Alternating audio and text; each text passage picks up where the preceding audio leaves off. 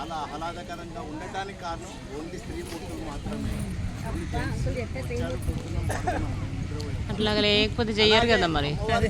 అమ్మవారి మన స్థాపనకు అవునా మీలో అంతకన్నా రెట్టింపు ఉత్సాహంతో తయారు చేయాలి. అది మీతోనే స్త్రీతోనే శక్తి. కాబట్టి దయచేసి మన ముందున్న ఈవెంట్స్ని అద్భుతంగా చేయాలన్న ఆలోచనతో ముందుకెళ్దాం. ప్రతి ఒక్కరూ దాంట్లో పార్టిసిపేట్ చేయాలి. వీడు గొప్ప వాడు గొప్ప ఎవరు గొప్ప కాదు. అమ్మవారి విగ్రహం పెట్టడమే మన మూలం. ఒకరు పెద్దరికం ఒకరు చిన్నరికం ఏమీ లేదు. అందరు ఈక్వల్ టు అదర్స్, అందరూ ఒకే. కేవలం నిర్ణీతానికి పెట్టుకున్నాము. దయచేసి అన్నదా ఎవరు అనుకోవద్దు. ప్రతి ఒక్కరు పాల్పంచుకోండి. ఇలాగే మనం ఈవెంట్స్ ఇంకా చాలా చాలా చేయాల్సినవి ఉన్నాయి. అవన్నీ మీరు కాంటాక్ట్ చేసి మాకు ఇన్ఫర్మేషన్ ఇస్తే డెఫినెట్లీ దాన్ని ముందుకు తీసుకెళ్ళడానికి మా వంతు మేము ప్రయత్నం చేస్తాము.